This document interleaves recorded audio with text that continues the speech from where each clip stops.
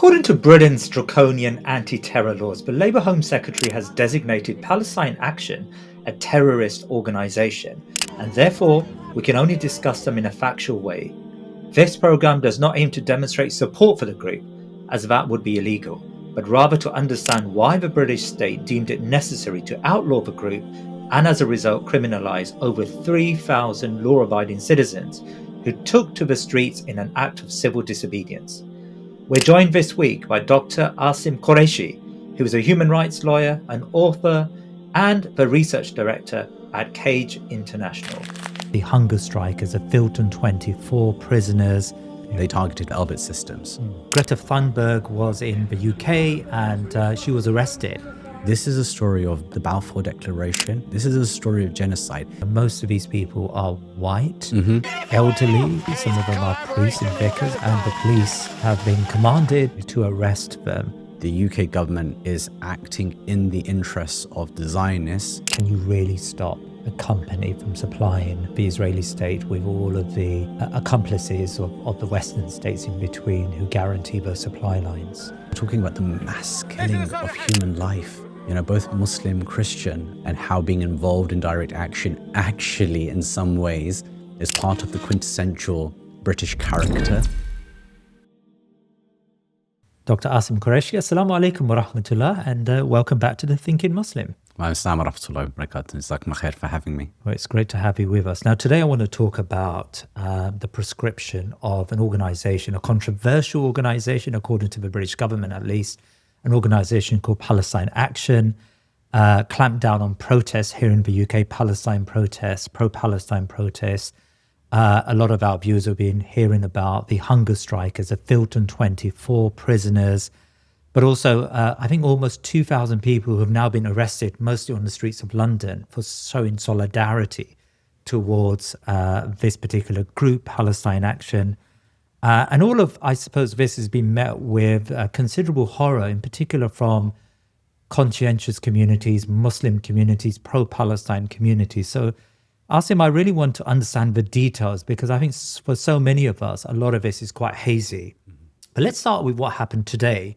Greta Thunberg was in the UK and she was arrested for showing solidarity with Palestine Action prisoners. I think she had a placard with that written on it. Can you just talk to this? Like, why was she arrested? Yeah, Jazakum khair. So yeah, this came out to the blue a little bit. I didn't expect Greta, who I was actually with a couple of nights ago. We were outside the US Embassy speaking about the hunger strikers and the Filton 24 and direct action and the need for an escalation in our activities here in the UK. She spoke really well that night. Clearly, I think the longer that she's been here, the more she's been involved in trying to raise awareness about their cases. And it's really wonderful to have somebody with such a large platform. I think she's got like 16 million followers on social media on just one platform. That's quite sizable. Yeah. And for her to come here and to use her voice for these people is really quite incredible. And so today, when we saw the video of her holding a placard which stated, I support Palestine Action prisoners, I oppose genocide. It was surprising to see her being stopped by the police and being arrested. Why was that surprising? It's surprising because the law as it stands states that you cannot support Palestine Action because it's been proscribed. For those who don't know what proscription is, it is the legal means by which the government bans an organization as a terrorist organization. Yeah. So under the Terrorism Act, what you cannot do for a proscribed organization is to express support for them in any way. And you can't do that actively and you can't do that recklessly either. So either of those two elements. Yeah. Now, the question is now, after we saw the video of her being arrested, is did she act recklessly in expressing support for Palestine Action? Right. I think most of us with some degree of legal training would argue that we don't consider that an expression of support, either willfully or recklessly, of Palestine Action as an organization. Because she's supporting prisoners. Right. Yeah. So what she's saying is that I support those prisoners who are or were part of Palestine Action. Of course, some of whom are currently in prison before Palestine Action was proscribed as an organization, such as the Filton 24. And so literally just down the road from here, I came from trying to support her outside the police station. And hopefully, inshallah, by the time we're done, they'll have seen some common sense and release her. Right. Okay. So the prescription of Palestine Action, tell me a little bit more about this organization. Of course, we have to, on this podcast, like we have to do in general life, we have to be careful with the law. We're not supporting Palestine Action in this conversation. But tell me a little bit more about the organization and why the government decided to ban it. Yeah, sure. So Palestine Action starts in 2020, during the COVID year.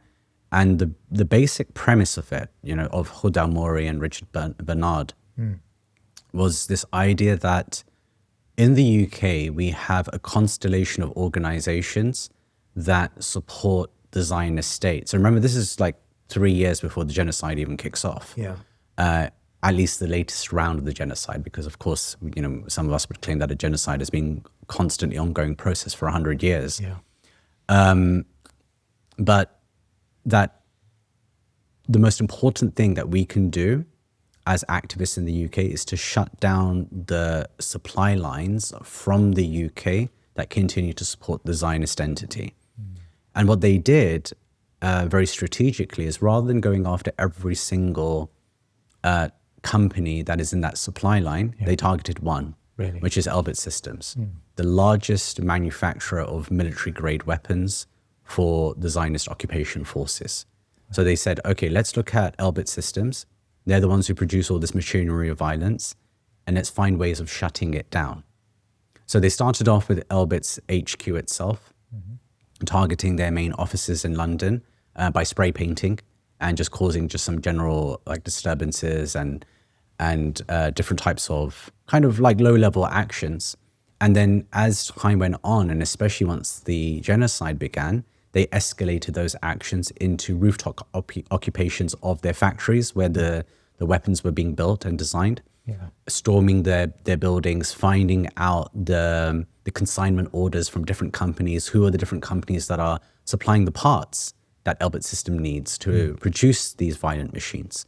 So there was a whole strategy in place in terms of how to stop the weapons leaving UK shores and going to support the Zionist occupation forces. And I think there are very few organizations that I think have had the same level of material impact that Palestine Action did before its proscription. I think it was quite a remarkable group while it was still active and running. And what was the impact? Because of course, some uninitiated viewers would probably say, "Oh, it's a lot of noise." And can you really stop a company from supplying the Israeli state with all of the accomplices of the Western states in between who guarantee those supply lines? Well, I mean, just today, Allianz, the insurance company, announced that they were going to be cutting their contracts with Elbit Systems. That's literally the news today.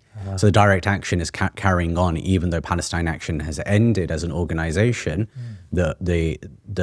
So you've got Elbit Systems itself, but then what you have are the landlords for their factories. You have insurance companies that back them, investment companies that also invest into their system. So Barclays Banks removes millions and millions of dollars of investments from Elbit Systems because Barclays was targeted by direct action. So it's not just Elbit Systems itself. It's about the infrastructure that maintains Elbit Systems. And what they did very effectively is interfere with all of those supply lines, costing Elbit Systems billions of dollars in terms of damage, in terms of loss of finance, in terms of shutting a factory down for a single day. Every single day, because the UK law is this: if you have a factory and you have somebody on the roof of a factory, then employment law does not permit anybody to work on the factory floor while there is someone on the roof. So they understood this and strategically targeted these factories by doing rooftop occupations every single minute, every single hour, every single day that goes by. where there are people not working on that factory floor is money lost. And they were willing to stand up there, to glue themselves to these roofs in order to what? To save Palestinian lives. Because that's what we're talking about ultimately now, right? How do you save Palestinian life? Yeah. If you or I, and I give this example when I give talks sometimes, I sit there at the front of the talk and I say, I have a bullet in my hand right now. This bullet will leave my hand tomorrow and go to the Zionist occupation forces and be involved in the killing of a Palestinian man, woman, or child. Say there's 100 people in the room. Yeah. Which one of you 100 people would take this bullet out of my hand right now if you had the option to rush the stage and take it from me? Yeah. I said, all of you would take it. If you knew for a fact that that bullet would not leave my hand today and will not kill a Palestinian tomorrow. Yeah. What is direct action other than that? The fact that, some of these actionists went inside the factory itself and smashed up drones and smashed up quadcopters. And for those who don't know what a quadcopter is, and I think we've spoken about it before on a previous podcast, it is a machine that flies around Gaza, emitting the sounds of men, women, and children screaming. So it lures Palestinian adults out into the open so that they can be shot either by a sniper or through machine gun fire that's attached to the drone. Yeah. That is what these actionists were destroying when they went inside the factories. Yeah. And so what greater, when we think of the hadith of Prophet ﷺ, where he says that if you see an evil, then change it with your hand. Living in the West, living in the UK, where these machines of violence are leaving our shores, is there something that we could think of that is a higher level of changing with the hand than to literally break apart the machines that are doing the killing? I don't think so. In my view, I think that action fulfills that level of a command by the Prophet ﷺ. Every winter, millions of families face the cold without the warmth of a home, a full meal, or proper clothing. For families living through conflict, poverty, or displacement, the winter season can be the most difficult time of the year. In Gaza, Lebanon, Syria, Yemen, Afghanistan, and beyond, children sleep under thin blankets, parents skip meals to feed their little ones, and schools struggle to stay open as temperatures drop. But together, we can change that. With Baitulmaal's Winter Relief Campaign, your compassion provides families with food to stay nourished, blankets and warm clothing to stay safe, and fuel to bring warmth back into their homes. You help keep children in school, families together, and hope alive through the harshest months. Because when you give warmth, you're not just providing comfort, you're restoring dignity, preserving hope, and saving lives.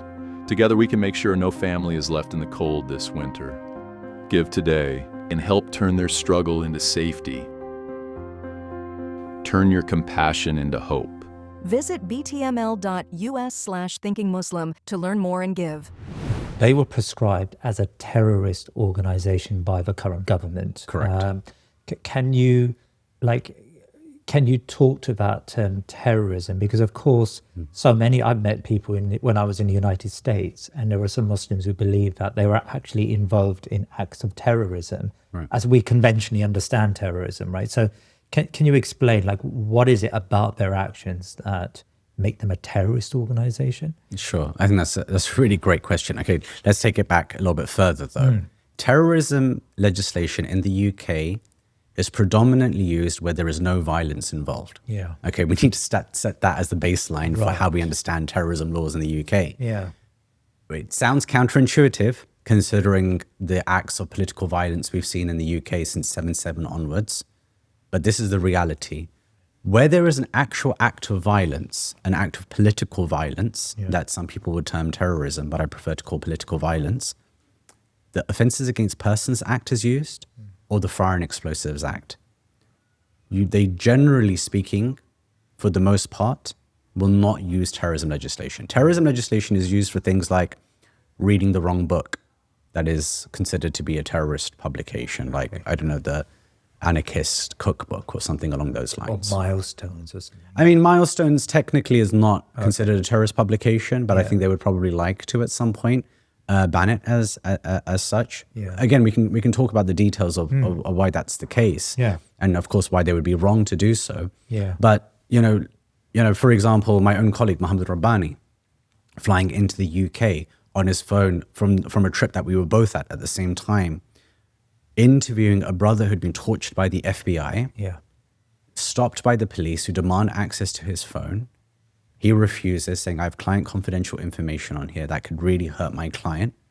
Them not listening to him. And what is he prosecuted under? Terrorism legislation. What is he charged with? Terrorism legislation. What is he convicted of? A terrorist offense. But he's not a terrorist.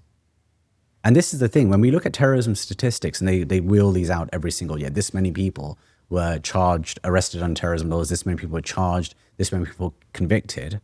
We have this idea that these were all acts of violence, but nothing could be further from the truth. These are all very, very, very low-level offenses that almost have nothing to do with actually being involved in a plot to kill or harm people in any way.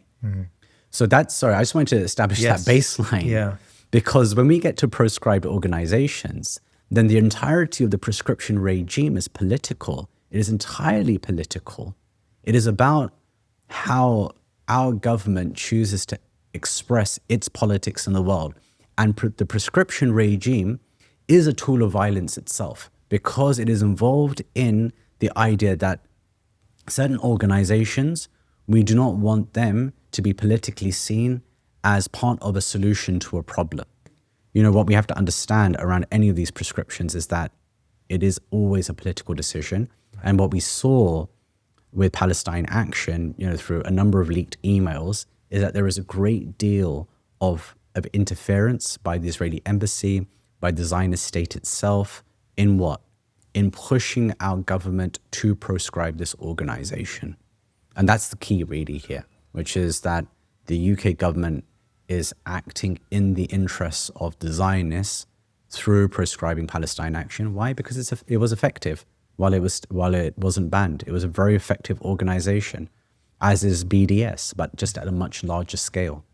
So to be clear here, there isn't a single example of Palestine Action members or supporters committing acts of violence against individuals in what we understand to be a conventional act of terrorism. Right, absolutely. I mean, there's some arguments about right now going on in the trial of the Filton 24 about whether or not they, one or two of them acted violently towards a security guard. But actually, what's been coming out in the trial so far, in the cross-examination of those security guards, of their body cameras, and of the testimony that's been given by the actionists themselves, is that actually the security guards seem to be lying about their narrative. And that seems to be quite consistent, that they exaggerated what took place. And actually the people, from what it seems, from what I've read of the trial so far, that it was the security guards who were actually acting violently towards the actionists. Asim, can I ask you a question about the Sharia in regards to direct action? Because I met an imam recently who was convinced that all of this is haram, like to engage in direct action because you're breaking the law, you're disturbing private property. He mentioned something about citizenship and you're breaking your contract with the state. And so he was pretty clear that, we can't do this. We can protest, we can use our voices, but we can't physically get involved like this, as direct action would require from us. Are you confident from an Islamic perspective that there's enough cover here from a Hukm Shari'i that we, what they're doing is acceptable from Islam? Jazakallah khair. This is a really, really important and quite a serious question. Obviously, we're talking to ulama of our own. We've been thinking about this in quite a lot of depth. I wrote a paper that we published online about how we could understand both direct action and civil disobedience from an Islamic perspective. Now, we talk about a number of things here. We can talk about the culture of what it means to be British, to be part of this society, and how direct action fits within larger and longer schema of what it means to be a British person, and how being involved in direct action actually in some ways is part of the quintessential British character one that is Suffragettes. celebrated and lauded. Like actually, if we look at, it was interesting because the last time I was in Parliament a few weeks ago or a couple of weeks ago with the families of the Filton 24, the ones who were hunger striking, when we were coming out, there was this monument, a Lego monument to the suffragettes there. And it was so ironic because the very thing that the Palestine Action group are being proscribed for is the very thing that, of course, the suffragettes were being praised for. And of course, the level of violence that the Palestine Action have been willing to use does not come close to the ceiling of what the suffragettes doing. Nobody is throwing themselves in front of horses at racing tracks. No one is firebombing the homes of anyone by throwing effectively what is Molotov cocktails through those letterboxes. Like no one is smashing up the windows of everyday people, right? The suffragettes, I would argue, were far, far, far more violent than Palestine Action have been, who have targeted, they've targeted a weapons manufacturer and the constellation of organizations that support it. So we have to get the facts straight up here about what's actually going on before we get into like, what does Islam have to say about this? Now, what is taking place is a genocide, right? A UN committee has stated not only is genocide taking place right now as of this moment, but it has been taking place since October 2023. Okay, so that is the legal ground that we're on. Now, if people want to bring the claim that somehow the relationship that we have with our own countries is breached by some people taking direct action, and this is actually a breaking of the Aqd that we have, then the question we have to ask ourselves is, what does the Aqd say about the role that this government and our country and private companies play in relation to the genocide? And of course, the role that our taxes play in terms of maintaining that. Now, especially from a maqasidi perspective, if we're to look at this. So maqasid being the kind of objectives of the Sharia, right? Then we cannot equate the Aqd of everyday citizenry with what is happening in relation to the genocide, when we are seeing people being massacred en masse, while of course we sit here very, very easily. And in fact, I would argue further, contribute within an economy that, I say is one of the two central pillars of Zionism, the US and the UK. They are the two main pillars that maintain Zionism in this world. And my concern always is that as UK Muslims and US Muslims, that we are closer to Allah subhanahu wa ta'ala's punishment than almost any other group of Muslims in the world because of the relationship that our countries have to the Zionists themselves. So if people want to argue that somehow we have broken the trust, or we have broken our relationship with the countries that we live in, or that somehow somebody's private property trumps the stopping of mass killing, then I'm sorry to say that person's probably had a spiritual lobotomy. That's the only way that I could describe it. And that person should really, really rethink their relationship to the Quran, to the Sunnah of the Prophet ﷺ. It is the Prophet ﷺ who informs us of Allah subhanahu wa ta'ala's view of the Kaaba, right? The most holy sanctuary. If there was a building in the world that you would rank as number one for Muslims in terms of the sanctity of it being a piece of property, then nothing comes higher than the Kaaba. And the Prophet ﷺ is the one who informs the Kaaba of Allah's view of the building. He doesn't say it about himself.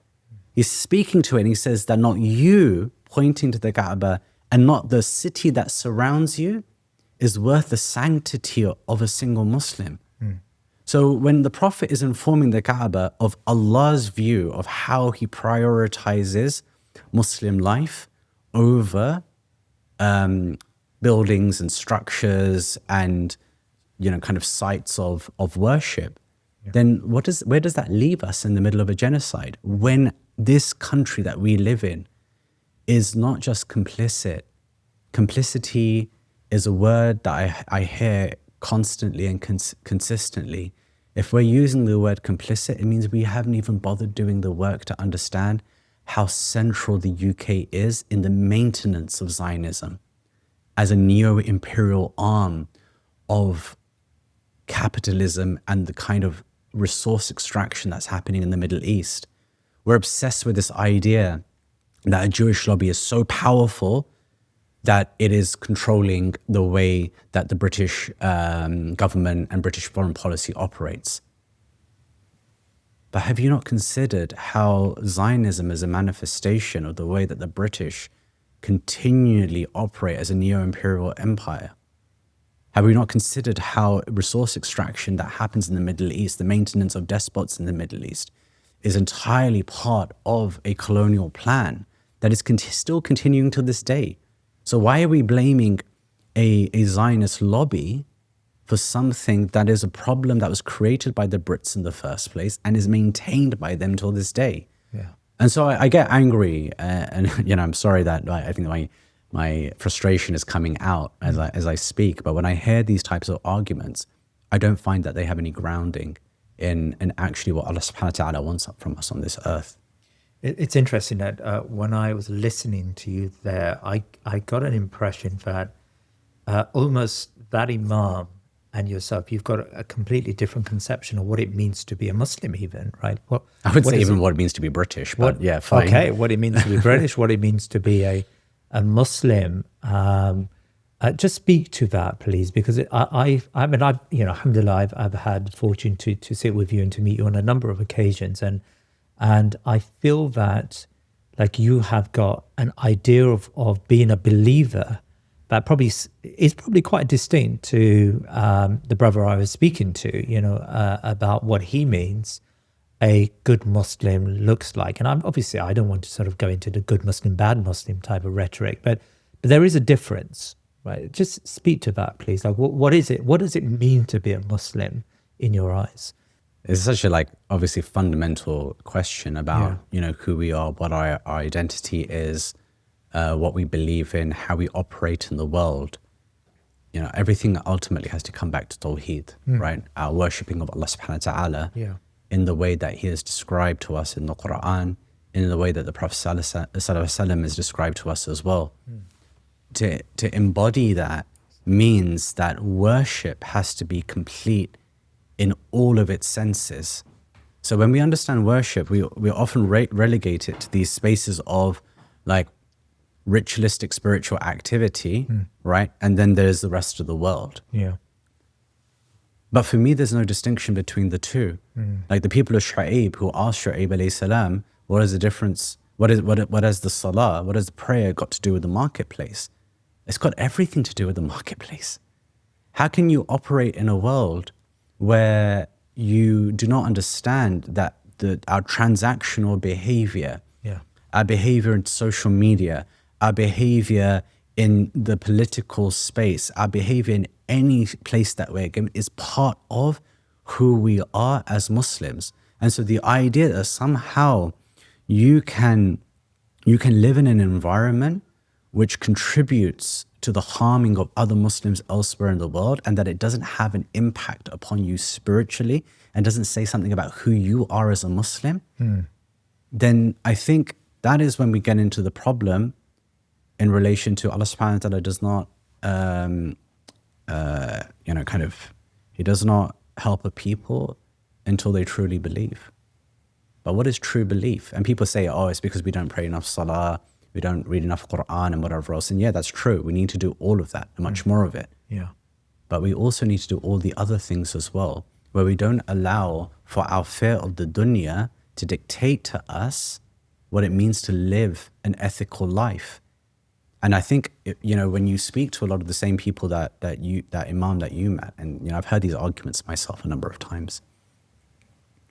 When you get to the bottom of why it is that these take these positions, they always say the same thing. What will happen to us, right? And now we're in a different space though. Now we're making political judgments based on what we think is right or wrong. Yeah. But that's not where we should start work from. We should always start from the perspective of ethically, What is the right thing to do? Now, you might make a different decision about how you might want to operate, but don't hide behind the idea of halal and haram as a way of masking cupidity. That's a completely different thing. Mm-hmm. And that is my concern, that, you know, some people use these arguments as a way of trying to deal with the dilemma that they have internally about the world that they live in. But what I would argue to you is that I think a lot of our imams that are here in the UK, they haven't understood how politics works, how the infrastructure of violence works, how materially the UK is a central node in the way that Muslims all across the world are oppressed on a daily basis. And to somehow disaggregate that and say, well, actually what we need to concentrate on is a nativist British Islam that is protected, that is safe and that is secure, that is the thing that inhibits us from having a true ummatic vision for ourselves, and to understand that actually all that means is that the burden on us as British Muslims is magnified by our presence here. It is not diminished. It means that if the UK is responsible for dhulm in many sites across the world, it means that the obligation upon us as being based here is magnified by orders of our connection to that violence. Do you think there's something a little bit more basic? I mean, do you think that some of these imams suffer from cowardice? Yeah, I mean, it's the word, why I use the word cupidity, but I was trying to use a word that was perhaps a little bit more polite than cowardice. So you just kind of called me out on that one, didn't you? Let me put it this way. I have a fear that we don't teach Tawheed correctly. I have a fear that we talk about la hawla wa la quwwata illa billah, that we teach our young people that there is no power that is greater than that of Allah subhanahu wa ta'ala. But then we operate in the world as if somehow, we have everything to fear. And look, at Cage, what we try and do is we try to do everything that we possibly can, exhaust every single possible route we can within what is legal in this country. Everything that we can. Like, if this is the box of everything that is legal, we want to do every single thing inside that box to make sure that we have an excuse before Allah subhanahu wa ta'ala that we tried as much as we were capable. And more recently, sometimes where we think there's a strategic value to it, to even maybe break the law. As we saw brother Muazzam Beg was a former Guantanamo Bay detainee, and brother Muhammad Rabbani also, break the law. And we can talk about the Defend Our Juries Civil Disobedience Acts in a bit, inshallah. Yeah. But at the very minimum, it's interesting to me that our communities all of a sudden become legal experts. I've got people telling me about what they can and can't do, when, I'm sorry to say it, but when it comes to terrorism laws, I am one of the experts in this country, without trying to brag about it. Like, I've spent the last 22 years of my life studying this thing. And what, you're telling me that you know better than I do about the subject that I've specialized in, that I have a PhD in? Yeah. And so what is it that makes them say these things? It is this analysis that somehow, they can protect themselves from the state if they just keep quiet. Brother, our masjid can't host the Filton 24 families because what will the charity commission say? Brother, I'm telling you now, there's nothing illegal about it. There's nothing that's going to happen to you.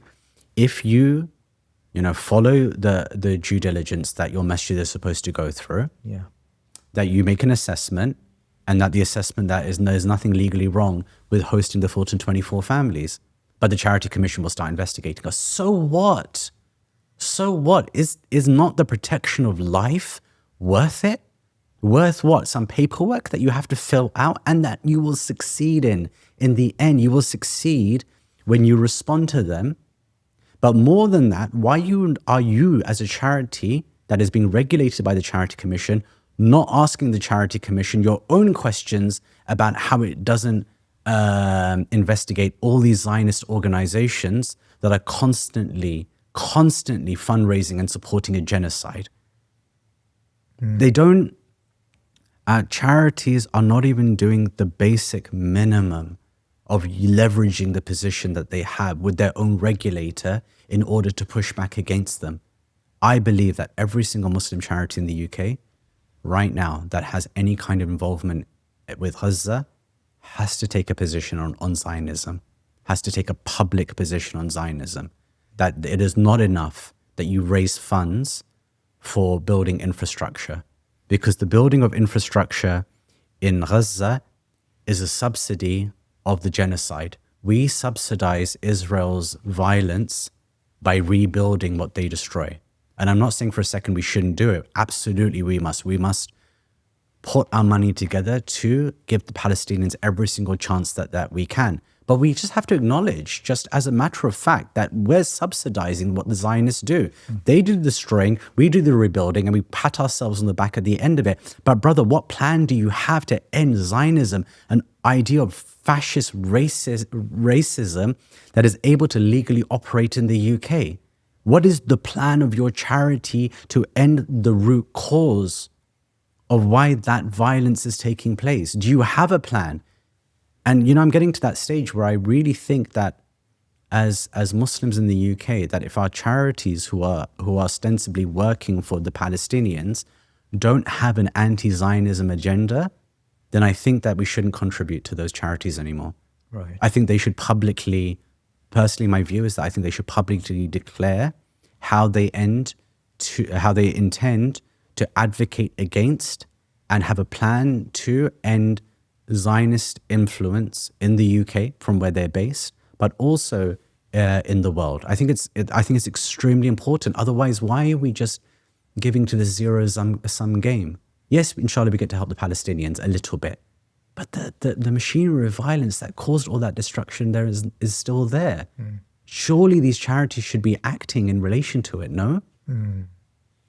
Can I ask about the Defend Our Juries protest? Yes. So there have been, I think, almost 2,000, maybe even 2,000. More than 2,000, right? I think close to 3,000, if not even more. Is that so? Wow. Yeah. Okay, so there have been 3,000, almost 3,000 arrests. And these arrests that have been people showing solidarity with the organization, with the prisoners, as we saw today with Greta Thunberg.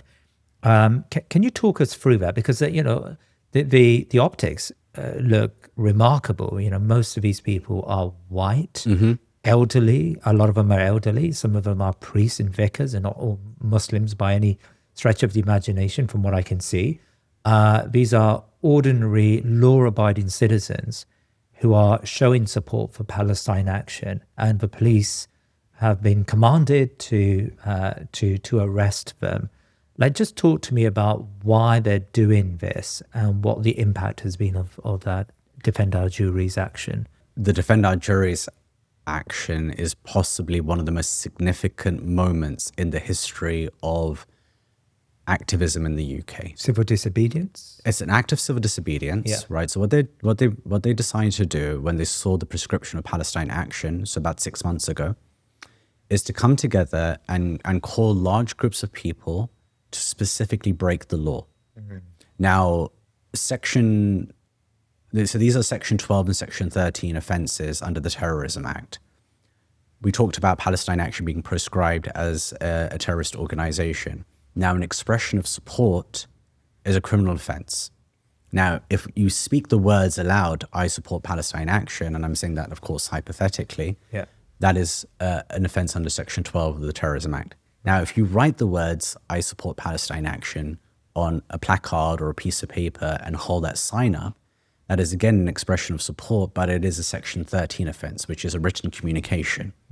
So what they decided to do, which has a much lower potential sentence, 6 months imprisonment at the very most. Okay. So what the Defend Our Juries organising committee decided to do is offer people the opportunity to break Section 13 of the Terrorism Act. They said, we gather together and we sit down and we break the law together by writing, I oppose genocide, I support Palestine Action. So they're all sitting around, they do this action, hundreds of them at a time. In one case, on one day that we were at in particular, I think it was the day that Brother Mazen Beg was arrested. There was almost 1,000 people in a single day that were arrested. Yeah. And of course, this overwhelms the system, and that's the whole purpose of civil disobedience. Right. It is to bring the machinery of the state to a grinding halt by making it impossible for them to really prosecute that many people. They are not going to imprison 3,000 people. They can't. It's just impossible because they have to give everyone exactly the same sentence. It's not like they can pick and choose and say, oh, well, we don't like Mazen Beg, kind of senior director at Cage International. We hate him as a person, and so we're going to give him the full 6 months in prison, but we're not going to give it to the 90-year-old grandmother. No, you have to apply the law equally. So now they're left with a conundrum. How do they prosecute all of these cases of people who have actively chosen to break the law? And as Cage, we decided that we were going to put some of our own people forward to do that. Alhamdulillah, because we think that we're seeing all of these elderly white people getting involved in this action, showing their solidarity to the Palestinian people by willing to break terrorism legislation. We also have to play that role as well, because if we don't, we will always be left behind. We will always be that community that was too scared of its own shadow to take part, to do what is right. And look, I'm not saying this is right for every single person. Okay, not at all. I think it is a difficult thing to do in many ways, which is why mostly we're seeing elderly people do it. But there are many young people doing it as well. Yeah. Many young people have chosen to break the law in order to make it clear that what Palestine Action was doing before its prescription was saving lives. And what does it mean to use terrorism laws in order to stop that process from taking place? Because what was Palestine Action really doing? It was doing what? Criminal damage, right? But direct action itself, it's still available. It's still there. Direct action has not been prescribed as a method. And so we hope that, of course, Palestine Action is gone now, right? We cannot support it at the moment as the law stands. Inshallah, we hope that they win their case and that the decision to prescribe them is overturned. But until that point, there could be many other type of direct action groups that emerge that maybe target different weapons manufacturers and different investment companies and firms and whatever else. As I said, we know it works, but we also need now these acts of civil disobedience in order to make clear that actually people are willing to risk their safety and their security for the sake of what? For the sake of sending the message that Palestine is non-negotiable, that we will not allow a genocide to happen on our watch. The prescription of Palestine Action came under a Labour government. Yes. Yvette Cooper was a Home Secretary at the time, but of course it's been carried with great vigour, I think, by the current Home Secretary, a Muslim, Shabana Mahmood, and also, of course, Sadiq Khan is the Mayor of London, and these two, the Home Secretary and Sadiq Khan, the Mayor of London, have joint strategic control over the Metropolitan Police, who are largely the ones responsible for the majority of these arrests. What are we to make of these two individuals, of Muslims generally representing us, and the vigor with which they are, prosecuting, to some degree, or at least condoning the arrests of these large numbers of people on the streets of London for supporting Palestine? So, we've spoken on a previous episode of the Thinking Muslim podcast about my views on electoral politics and in particular Muslim participation. For me, it doesn't make any difference. Yeah. Shabana Mahmood could be a non-Muslim. It doesn't make any difference to me either way. What I look at is policy and how policy impacts upon my community. Yeah. And I interact with that directly.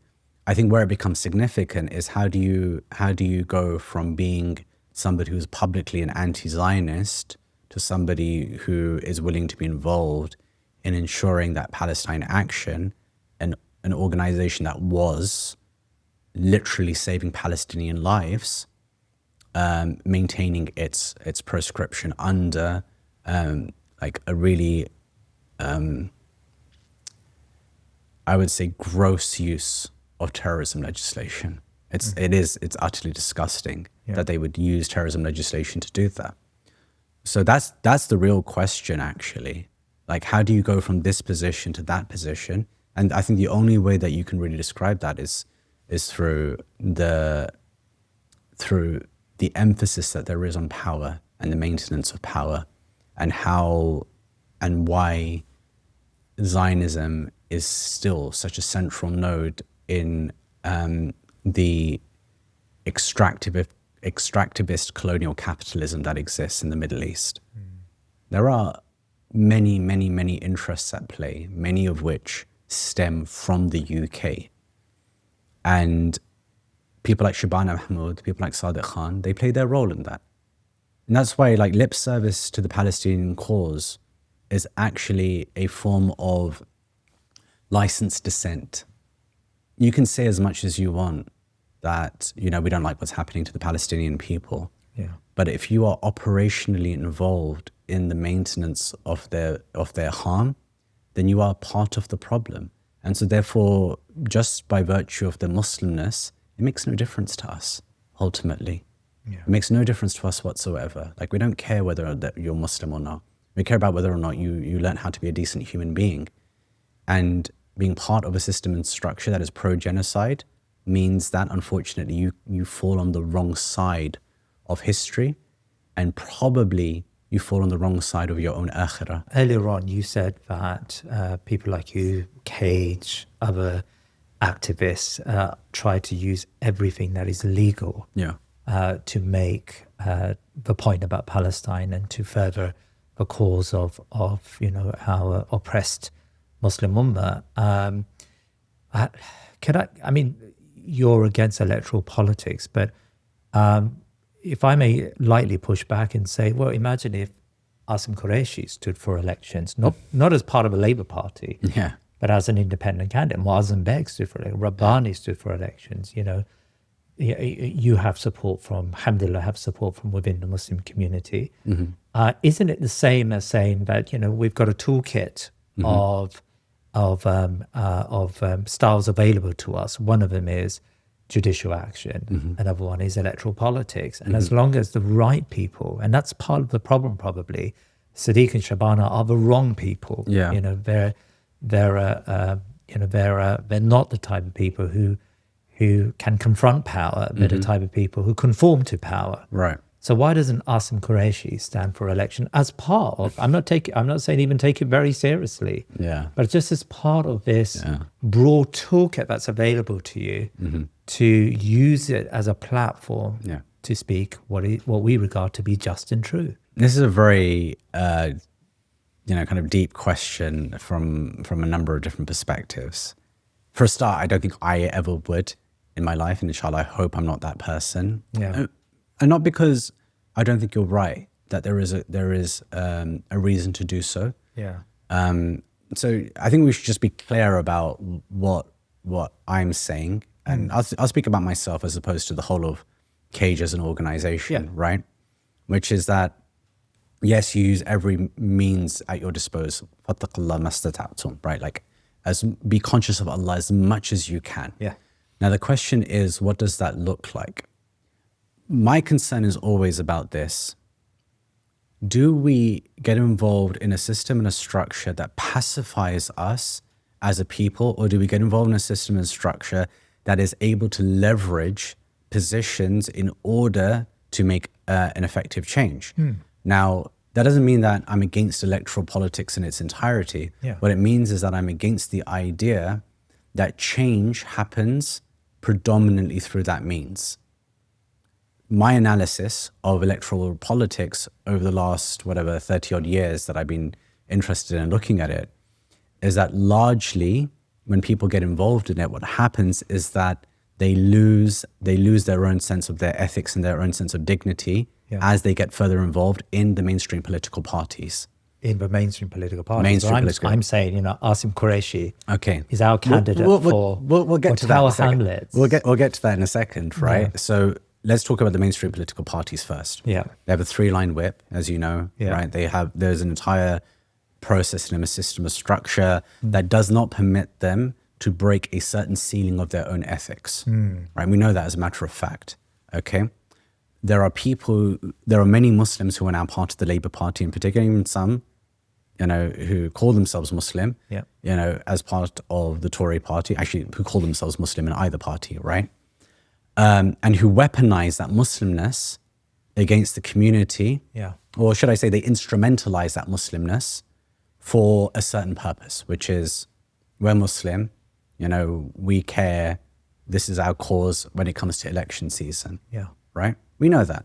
We see that consistently. We see that happen in mosques. There's no mosque there's no politics in the masjid, brother, until an MP needs to give their pitch for why you should vote for them. And then all of a sudden, politics in the masjid is completely fine. You and I both know that story very, very well. And then, of course, what happens is that they get elected and they become monsters. They become people who all of a sudden have forgotten what their roots are. They've forgotten what the cause is. They've forgotten that Zionism itself is an evil ideology that has to be upended. They forget all of this somehow because they are now within circles of influence that they cannot break free of. Okay, and so that's constantly we're being told that, you have to wait, you have to wait, you have to wait. I was very critical of Zahra Sultana's positions at the beginning of the genocide while she was still inside the Labour Party.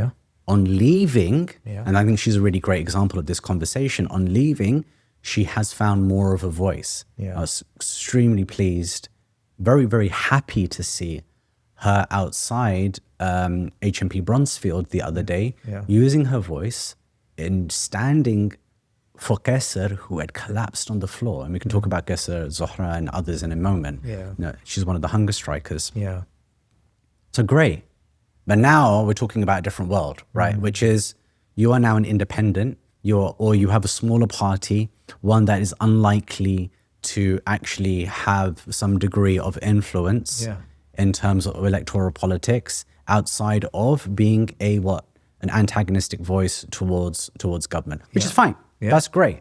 But let's not pretend that is how power manifests itself. And that's the issue, right? The issue isn't about getting involved in electoral politics. The issue is how our ethics are presented once we get inside that system. And I think Zahra's example is a good one, where she's much more effective outside of Labour than she ever was inside Labour. The shame was that she stuck with Labour for so long. I mean, that was a travesty. Right, absolutely, right. And I think a number of people called her out over it.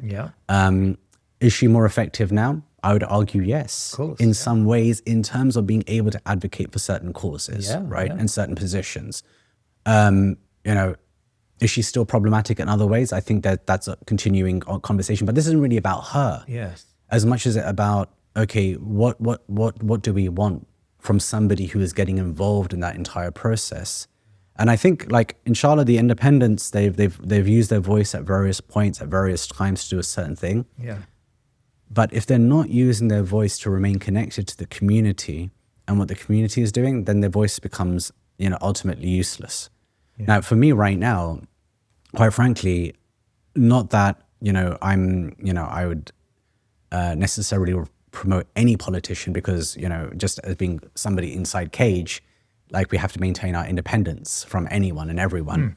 But I find that Zach Polanski, in some ways, and Mohsin Ali, they're both kind of coming up with narratives that I'm like, oh, okay, that's actually really good. I'm really glad that they're speaking about this and they're saying these things. And I think they've shifted the dial for even the independents to be a little bit more brave.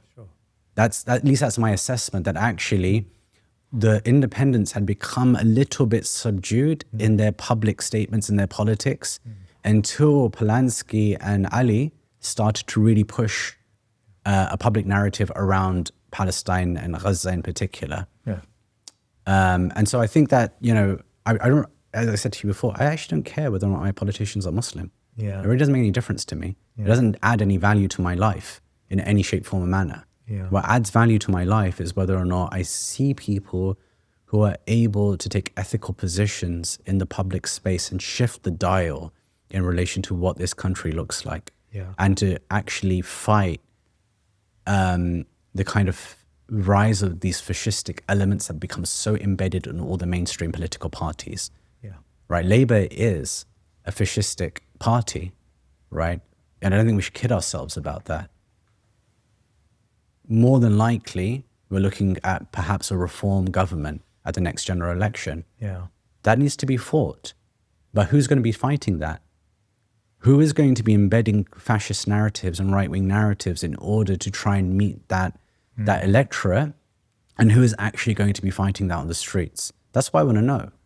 So it's not about being against electoral politics. Yeah. It's about what those politics represent. And if those politics don't represent an actual ethical framework by which we as a community can say, okay, that person's saying the things that we need them to say in order to actually have a dignified life in the UK, not just one that is subservient constantly, then that is something that we can get behind. But we have to see it, and it has to be practiced, and it has to be maintained. It can't just be something that we're waiting for in some future, once that person is in a specific position, only to then let us down when they finally get there, once they become a minister. I'm not interested in that. Bienvenue sur The Thinking Muslim. C'est un plaisir de vous avoir parmi nous. Assalamu alaikum wa rahmatullah wa ahlan bik fi barnamij al-Muslim al-Mufakkir. The Thinking Muslim में आपको दोबारा खुश आमदीद कहते हैं. मैं आपका आज हमारे साथ होने पर शुक्रगुजार हूँ. I've got some really exciting news for you. My guests and I now speak Urdu, Arabic and French, with the help of AI, of course. We aim to reach a larger audience and hope to dub our archive and new programs into these languages. I need you to subscribe to these channels and help spread the word. If you want to help this project, please consider making a donation or becoming a member. So Asim, you know how much I respect you and respect your positions on all sorts of matters, and respect Cage. And alhamdulillah, I've always said, often on camera, that I think Cage is probably one of our greatest groups in the UK, and we need to preserve and help and fund Cage as much as we can. However, on this issue of electoral politics, I feel that I just want to go through. I don't usually, come back like this, but yeah, sure. As someone who's been involved in a little bit of that over the last year or 2 years, I sometimes fear that you and the good brothers at Cage are taking a maximalist position, and sisters, and sisters in Cage. I don't speak to them, of course. So I taken a maximalist position on electoral politics, whereas you take a pragmatic position on using the judiciary and using the court system, which is equally embedded within this system of genocide, right? It's not as if that's somehow independent and can be relied upon, whereas these are all marred in blood, but you find spaces and you find gaps and you try to utilize those spaces and gaps, right? I think the second point to make is that the independents have actually been using a voice from day one. I would suggest that Adnan Hussein, for example, or Shaukat, they've been pretty brave in Parliament, and they haven't. What is interesting is, the fear was that these independents will be consumed within the system, and the system will be able to systemize them and bring them within that structure. But actually, no, they've stood outside and they've been quite vocal. I think the difference between Zach Polanski maybe and them is that Zach Polanski automatically has a greater platform than they do. But I think they've been actually very consistent from day one and have been speaking against the genocide. Like just today with Greta Thunberg, at least I've seen one of them make a very strong comment about how the British government is marred in this sort of system of violence, right? So, but of course, and that's my last point, is to say that they are, subhanallah, the four Muslim independents that only one of them has had any real experience of electoral politics in the past. And so they've had to learn and they've had to develop and they've had to grow. I've always thought that if only Asim Qureshi stood in Bethnal Green and Bow or Stratford or Ladywood or Sparkhill. These are constituencies that have almost 40 to 50% Muslims. Sure. If we have brave, quality candidates who don't believe in the system in the way in which Shabana and Sadiq does, maybe then we would have brave voices in Parliament. So, I'm sure the comment section is going to be on my side here, I have to say. But I would ask you to Allah guide us all, reconsider. inshallah, to what is best, inshallah. I think in the next election, if we just had Asim on our Yeah. ballots, I think you'd be much more suited, I think, to to that kind of thing than me, perhaps. Look, I think Allah subhanahu wa ta'ala has given us different appetites for different things. Yeah. I'm somebody who wears his ethics very, very strongly on their sleeve. that's what we need. And I find it very difficult to play centrist roles in the way that I speak to people and the kind of positions that I take. I'm not very, very good at that type of conversation that I think is very required to be a politician or a diplomat. And I acknowledge that is a particular skill that's required. That I personally don't have. And also the reason why my work, inshallah, and I hope as at Cage is effective is because of our independence. Yes. Because we don't take any money from any government. We don't take any money from grant bodies or whatever else, right? Like our ability to do kalimatul haq is based on the freedom that we have, which is derived from the community's own ethics, because it's the community that supports us. Yeah. So that's really central to that process of accountability, and see, that's the thing, right? We don't see the system as being X and only that thing. We see all of this as a constellation. Yeah. We understand that there are going to be some people who go into electoral politics, and those who say important things, we will support them. Like I will reshare anything that anyone says that is good. Yeah. Without a doubt. Like I wouldn't even hesitate about it, because that is something that, okay, they're using their platform in order to promote goodness, right? We should do that. Yeah. But then you have to have people also who help to hold the community to account, and to hold our leaders to account, and to hold our institutions to account. And so, of course, what we do is we use every single resource. I was in Parliament literally 2-3 weeks ago with the Prisoners for Palestine group and the families. Yeah. It's not a space that I particularly like being, or I'm comfortable being in, because there's a degree of duplicity from the politicians that are meeting with us, right?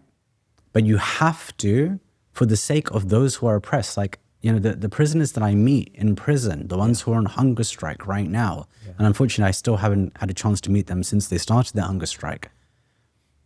They are literally dying for the sake of our Palestinian brothers and sisters. And so if what it takes, if I'm being asked by the families, brother, will you come to Parliament with us and sit with us and stand with us while we meet with these politicians? I will never say no to them. These are the people that I owe everything to because of what the risk that they're taking. And so, the pragmatism is in us understanding that we live in a system of violence. The pragmatism is me understanding that, I have to present an expert in a court case, and there's certain types of experts that look and present better than other type of experts, even though they have the same qualifications. These are pragmatic decisions that we have to make inside a system of violence. Yes. But what we don't say ever, and I hope that inshallah will never be the type of people say that, it's okay that we're getting along, that we're making do. While we might use that system at times to achieve certain ends, we're not happy until justice is established on this earth. Of course, yeah. In its completeness. And just because, our kids are becoming doctors and dentists and lawyers, it doesn't mean the system is working. Yeah. It just means the system is working for some. And we're not interested until the system is working for all, until we have a living wage that every single person is able to benefit from, until we have a fully functioning NHS, until we don't have a system of extreme discriminatory policies towards those who are most marginalized within society, until all of these things either are given or all the bad policies end, it's not enough. Yeah. And so, we all work within that system of violence. Yeah. The question is, how do we use the resources that Allah subhanahu wa ta'ala has given us for maximum effect? For us, we see that inshallah Cage is for the skills that we've been given in particular is the best route to achieve that end. And inshallah, if we have people who are advocating for a certain brand of politics that we can get behind, we will always support those voices, inshallah, Yeah. in whatever way we can. And of course, hold them to account where we have to. Yeah. You know, if they step out of line. You know, while you were speaking there, I thought that sounded like a great maiden speech. From someone. You're not going to let this go, So are you? let's You're move not on. going to let this go. Let's move on. So I should have actually asked you about the Filton 24 Yeah, earlier, let's talk because about of them. course, you know, I think that's it. It's a pain that we all feel. Just bring us up to speed on the Filton 24 prisoners. Why are they in prison? I Yeah, mean, you sure. mentioned a little bit about them, and what's their current condition. Okay, Jazakumullah khair. So a year and a half ago, a group of actionists who were part of, at the time, a legal organization called Palestine Action that we've been speaking about this whole conversation. Yeah. They, a group of them broke into a weapons factory, Elbit Systems weapons factory, Yeah. and they entered it. They managed to get inside, and they managed to destroy a number of drones and quadcopters that were at that site in particular. And they had, some of them had GoPro cameras, and they were able to record a lot of the documentation of the various parts and other companies that are all part of maintaining. It's a very important aspect to direct action, which is to understand how other companies work with groups like Elbit Systems. So they broke in. There was some security guards there. One of them was ex-military who decided to confront them. It seems, so far from what we've seen in the trial, that the security guard got quite violent and quite confrontational with them. Even from what it seems, choking one of the actionists quite badly, to the extent they had extensive bruising afterwards. The police were called, of course, and a group were arrested on site. That first group is currently undergoing trial, so it's a live case as we speak. So we have to just be a bit careful about how we speak about it. Yeah. But so far the trial has been, it's been quite interesting. There's a website called Real Media. They've been doing weekly summaries of every single day of the trial. Very long summaries, but they're brilliant to read. And I highly recommend everybody goes onto the Real Media website and checks them out. You should, of course, already be following Prisoners for Palestine, their Instagram page, and Free the Filton 24, their Instagram page as well. That's where you're going to get all of the information that you need about these prisoners in particular. A group of very young people. You know, right now on trial, you've got Charlotte Head, Lottie, Zoe Rogers, Fatima, Zainab, Jordan Devlin, and now my brain has, I'll remember the others inshallah, but there's a group of them, I think 6, who are currently facing trial. Right. They will, Sam Corner, they will present their case not as a defense, a legal defense. They have to present their cases by taking the stand and talking about the story of Palestine. Now, this was a tactic that when Palestine Action was still around, that Palestine Action used regularly, which is, here you have a group of people being prosecuted for criminal damage, and the Filton 24 case is a criminal damage case as well. Yeah. And when they get before a jury, what they do is that they use their platform on the stand to tell the jury, this is the story of Palestine.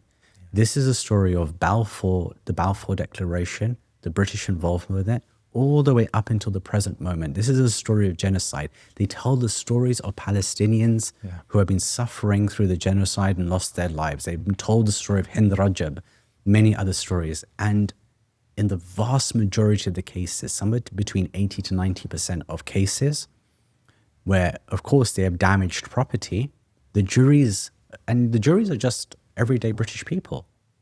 They're listening to the stories and they're saying, you're not guilty of a crime. It's amazing.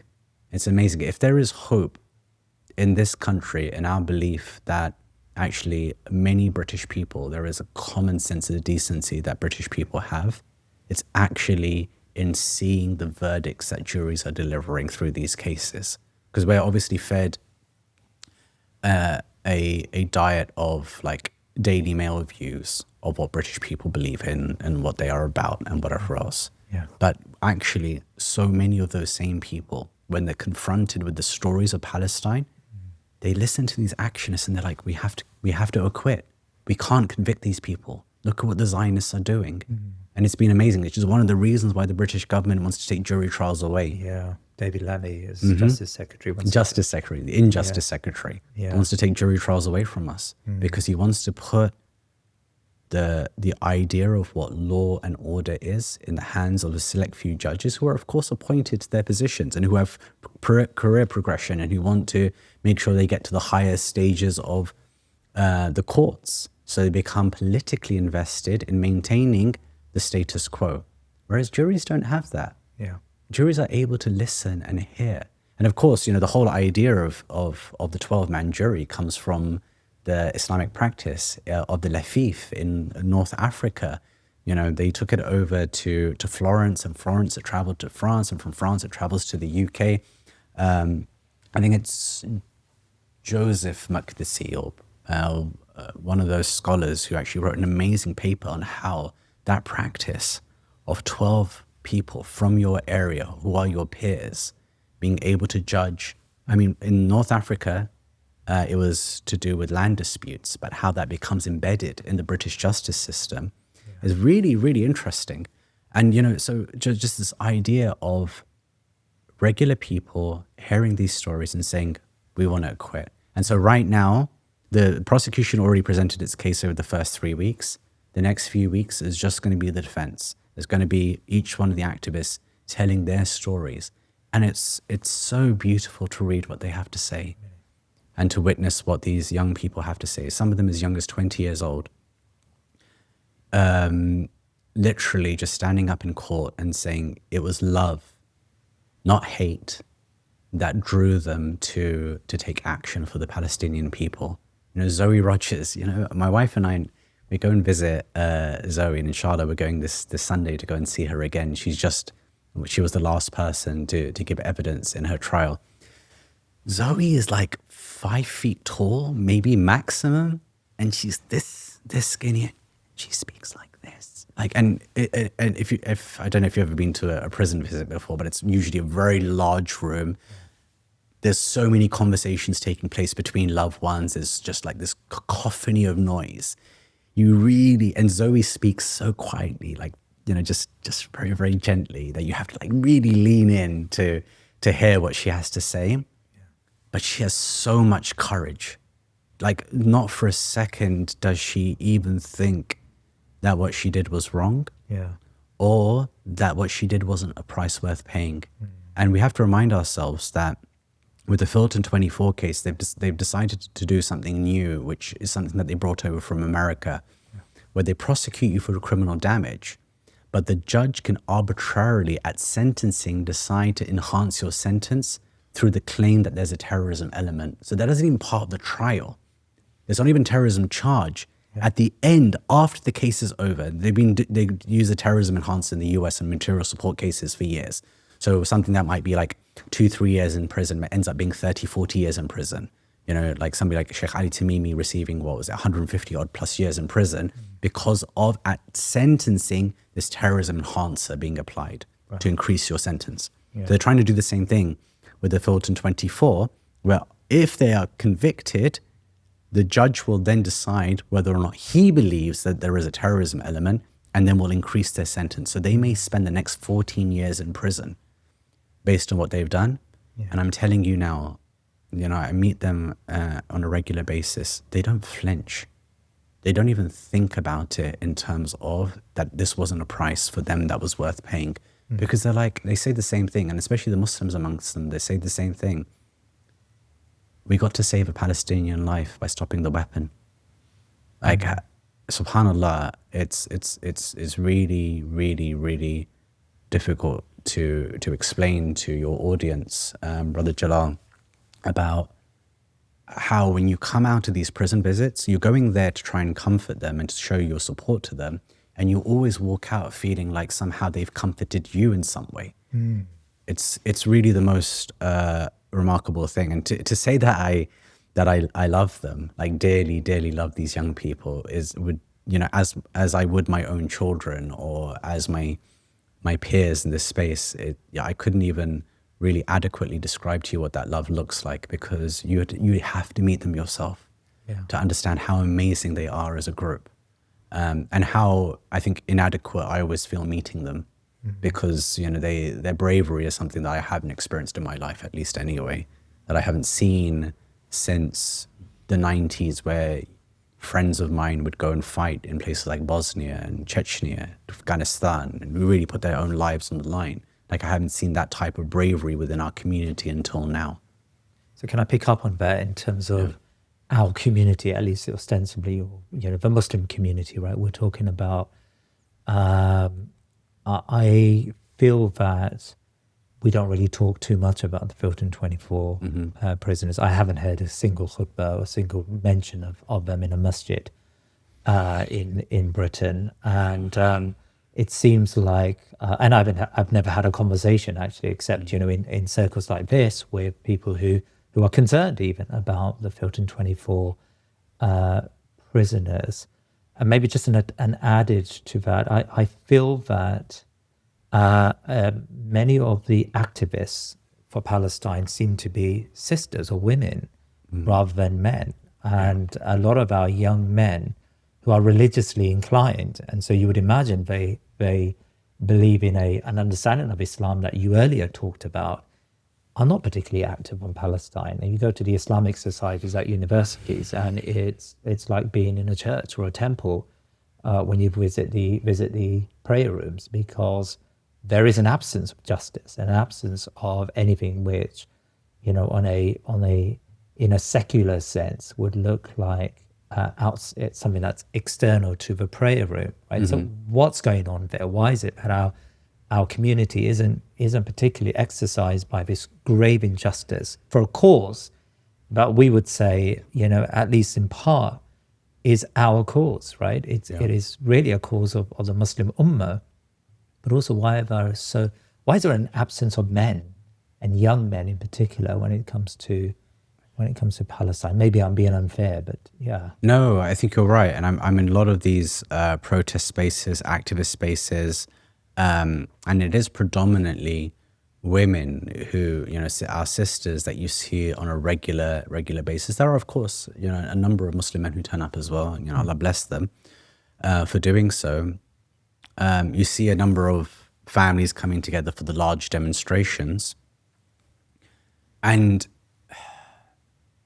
the large demonstrations are great as an indication to the Palestinian people that we are turning up in large numbers for them. Okay, I think that is the purpose for them.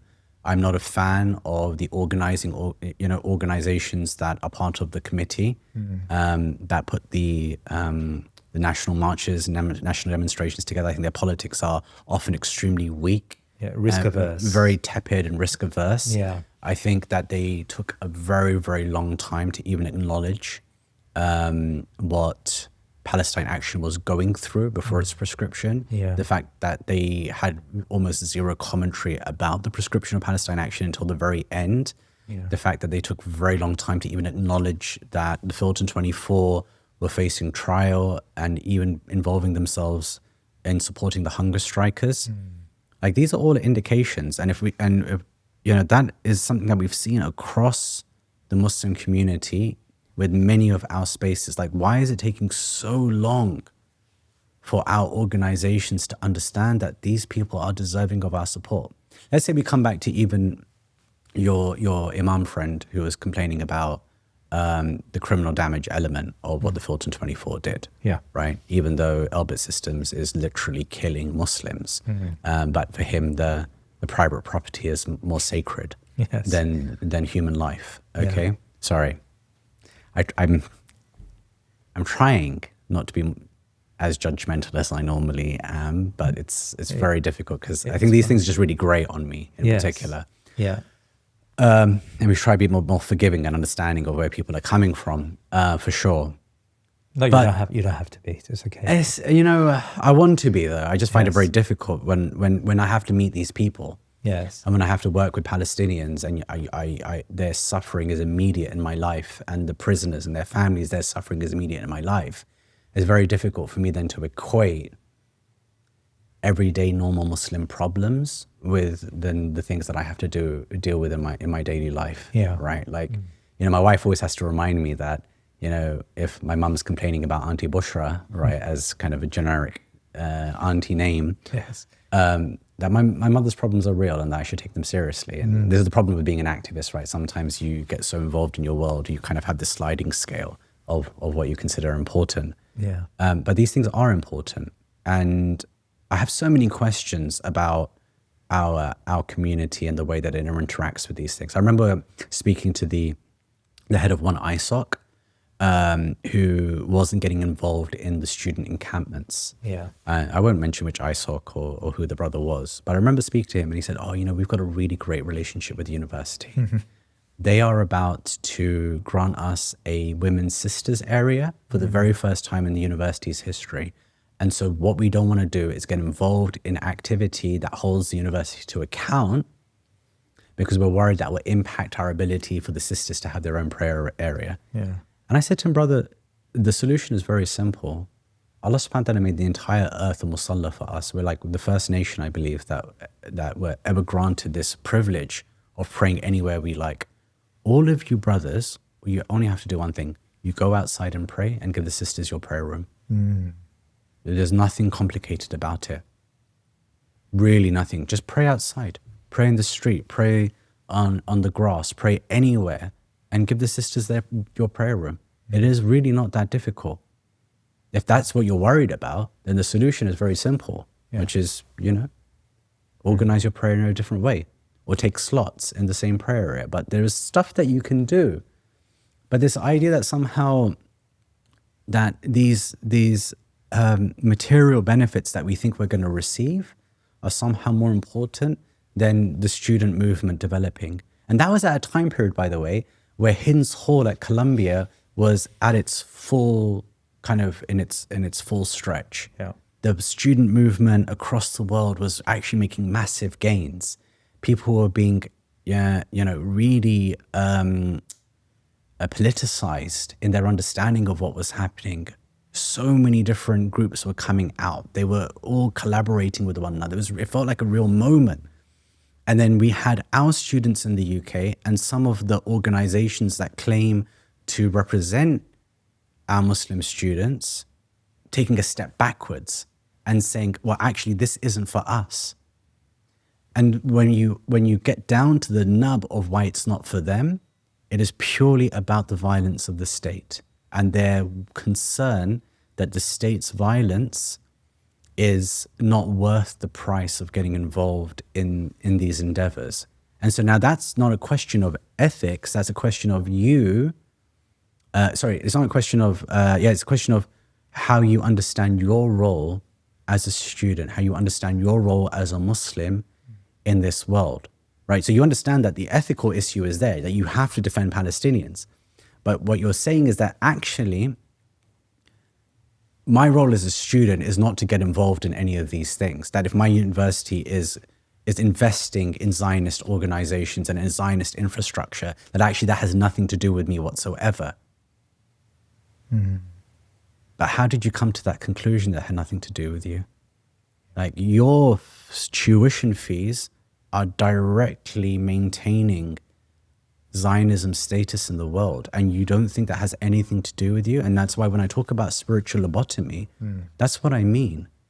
That how could you not think? It should be the exact opposite, that we should be constantly asking ourselves the question, how am I complicit?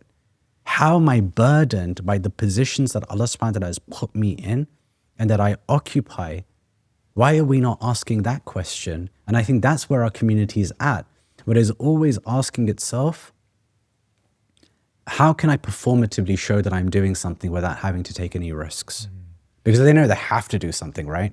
That's why the national marches are so easy. That's why I get embarrassed a little bit by the overemphasis on having an ulama block at the national demonstrations, because I'm like, okay, brothers, I'm really glad that you came, But is this the extent of your politics, of your political imagination? Is this the extent of your ummatic concern, that you managed to gather yourselves together in a block of people as ulama? I'm really happy that you're here. I really am. And it made me smile to see that.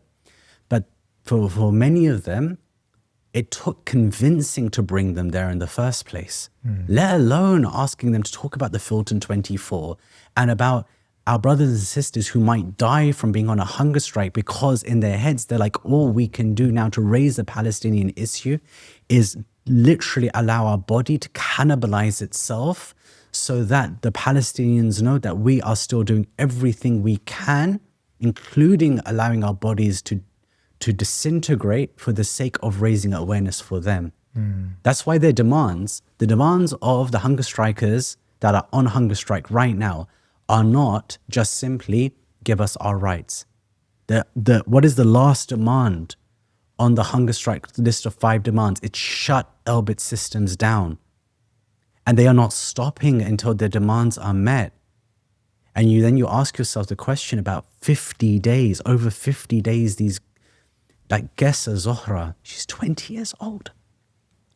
She was 19 when she was in prison. She's so funny. She's so funny. I can't even describe to you how funny this young woman is. SubhanAllah. Allah bless her and protect her. She just makes me laugh from the moment like we enter into that, prison hall, into that visitation hall, into the moment that we leave. But her commitment to her deen, her commitment to Allah subhanahu wa ta'ala, commitment to the Palestinian people, I would say is amongst the highest that I've seen anywhere in the world. And our young men? You mean from the community? Yeah. I honestly don't know what to say other than to blame our leadership.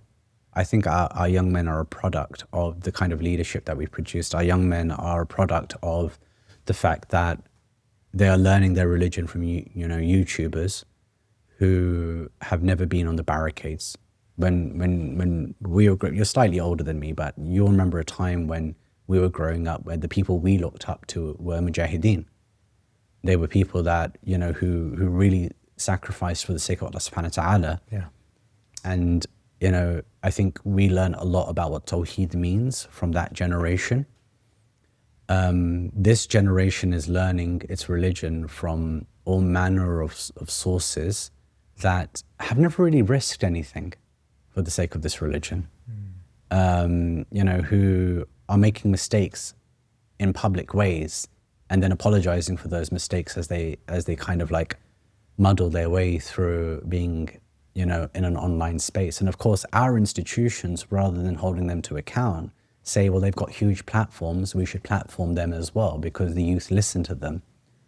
But, who are we producing? What kind of quality people are we producing that are willing to get involved in the way that, these young people, like the Filton, at least the Muslims, I mean, I respect and admire all the Filton 24, but if this is the Thinking Muslim podcast, let's talk about, and it's a largely Muslim audience, let's talk about the Muslims amongst them.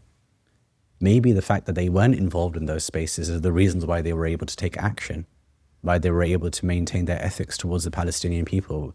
Maybe it's the reason why they actually have some degree of bravery about them, some courage. Yeah. You listen to Zahra Farouk, who's not one of the hunger strikers, but she's one of the Filton 24. You listen to her recitation of Surah Baqarah. And here is a sister, subhanAllah, like aced her GCSEs, aced her A-levels, aced her degree, like just an absolute monumental intellect. And she's sitting in prison. And her recitation of the Quran, when she kind of recites it down the phone and we get to listen to it and benefit from it, you know that she understands the verses of the Quran that she's reading. You know that she's internalized it and that she is maintaining the honor and the integrity of this ummah through the positions that she's taken and continues to take on a daily basis. You read her articles and her concern isn't about what's happening to her. Her concern is about what's happening to this ummah. And she's writing from inside prison in a way that, I wish half of our young people were writing about. But we're in this attention economy where we have to have clickbait titles. We have to create drama within the community. and we have to be discussing like things that have really nothing to do with the fact that we're living through a genocide.